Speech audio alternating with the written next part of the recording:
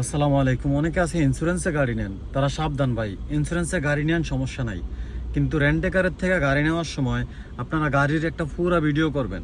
ঠিক আছে, ইন্স্যুরেন্সে নেওয়ার পরেও আপনাদেরকে তারা জরিমানা করতে পারে যদি কোনো একটা গাড়ির ডকুমেন্টস আপনারা না দিতে পারেন। ফর এক্সাম্পল, যেমন আপনারা ইন্স্যুরেন্সে একটা গাড়ি নিছেন, গাড়ি নিয়ে গেছেন, আপনি নিজেও দেখেন না এই মাইকটা আগের ছিল, নিচে একটা মায়ের অথবা সাইডে একটা মায়ের ছোট একটা স্কার্টস আগের ছিল, আপনি দেখেন না। দেখলে হয়তো আপনি নাজম ডাকতেন, পেপার আনতেন, তাইলেই ঠিক আছে, আপনি দেখেন না। এখন না দেখার কারণে ওইটা কিন্তু এমনিতেই নিয়ে আসছেন, নিয়ে আসার পরে ধরেন কোম্পানি বললো যে এটা নতুন, তখন কিন্তু আপনার পুরো টাকা দিতে হইব। তো এই কারণে ইন্স্যুরেন্সে নিলেও আপনি পুরো গাড়ির একটা ভিডিও করে নেবেন। যদি ভিডিও করেন সেটা আপনার জন্যই ভালো।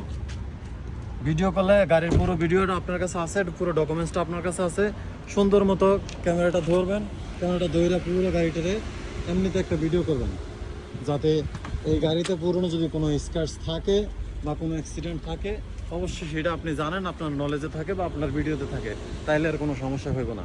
আর গাড়ি সবসময় চেষ্টা করবেন ইন্স্যুরেন্সে নেওয়ার জন্য।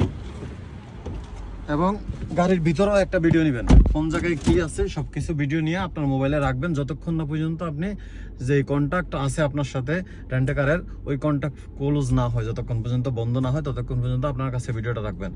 বন্ধ হয়ে গেছে ভিডিও ডিলিট করে দেন, সমস্যা নাই। কিন্তু ইন্স্যুরেন্সের নিন বইলা যে আপনি ভিডিও করবেন না বা আপনি কোনো প্রমাণ রাখবেন না, তাইলে কিন্তু সমস্যা।